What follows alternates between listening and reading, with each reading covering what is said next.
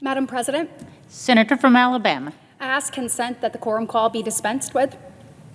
Without objection. Thank you, Madam President. Last week, the Senate took a big bipartisan step towards honoring the life and legacy of Laken Riley, answering her loved one's call to action, and protecting American families.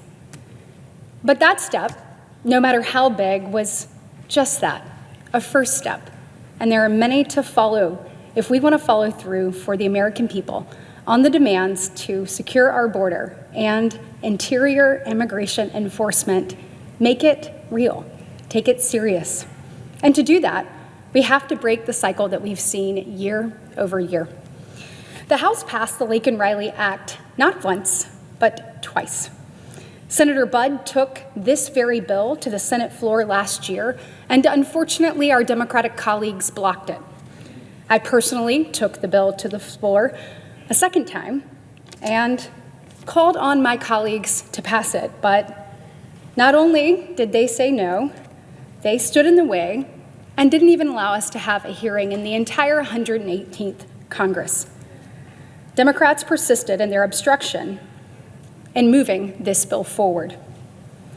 It isn't just the Laken Riley Act the Democrats are standing in the way of. It is the safety and security of our American citizens. It's progress on making sure that we begin to have a more secure border and that our streets and communities are safer. But today is a new day in the United States Senate, and people's tune has changed. While I'm hearing from many of my colleagues across the aisle that they want to vote yes on this bill, that illegal aliens who commit crimes should be sent back to their country, not released onto American streets, I am optimistic, but I want to caution my colleagues. Don't revert back to your partisan tribe. We can't lose focus on what this bill is about and what it would do. It would protect American families and save innocent lives. The Laken Riley Act is bipartisan. It is straightforward. It is targeted, and it is common sense. It will ensure that illegal aliens who committed a theft-related crime after unlawfully crossing our border are off our streets before they can commit the most heinous crime imaginable. Laken Riley's killer was first arrested for coming into our country illegally. Then he was unlawfully paroled and released by the Biden administration.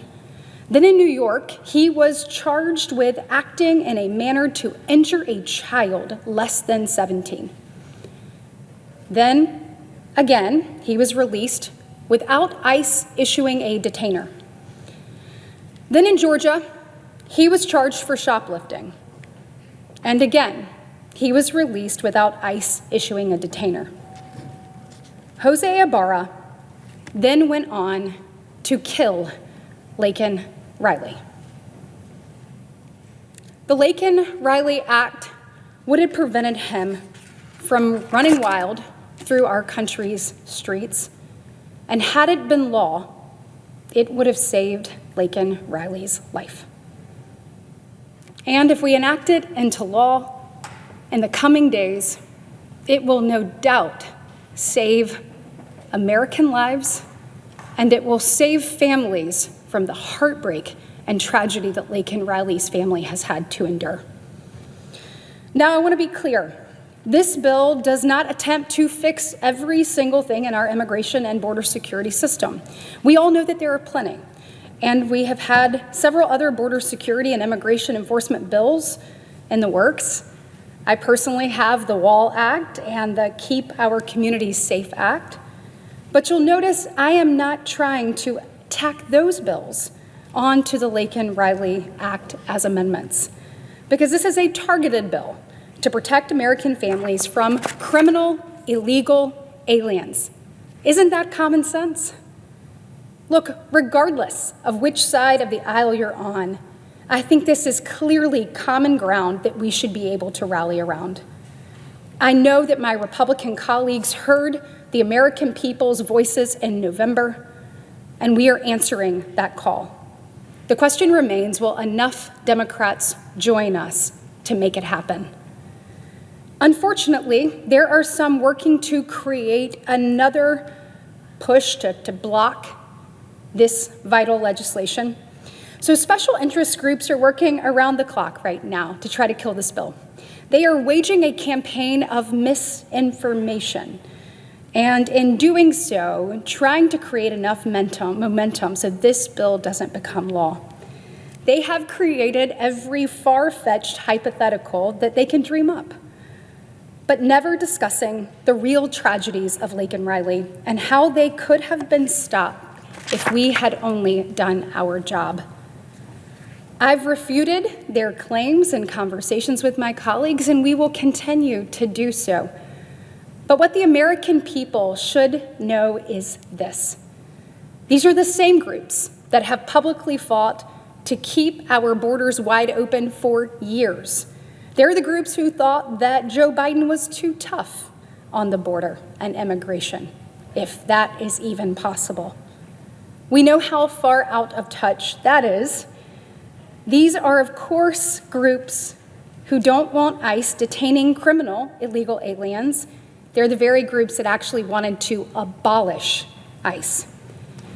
I am hopeful that my colleagues will listen to the verdict the American people delivered on November 5th, rather than the propaganda of these radical interest groups. The time to act is now. The American people have made their voices heard. They want action, Madam President, and they want it without any delays. They want the Laken Riley Act. It is a strong bipartisan piece of legislation that has support from both sides of the aisle in both chambers.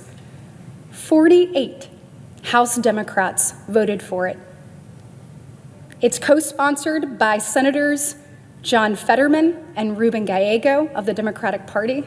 I am grateful for their co-sponsorship and their willingness and courage to say now is the time for results. I have been encouraged by other members of the Democratic Party who have said this is a bill I would like to see across the finish line. Last week, we had 84 senators who voted to advance it. So each one of my colleagues is left with one simple question this week. What will you choose to protect? Open borders or American families? To me, that's a pretty simple choice. It is time to fulfill the responsibility we have to the American people to protect the citizens of this country from criminals who would do them harm. It is time to make sure that what happened to Laken Riley and her family never happens again. It is time to pass the Laken Riley Act. And it is past time to choose American families. Madam President, I look forward to this body having the courage to do that this week. Thank you, and I yield the floor.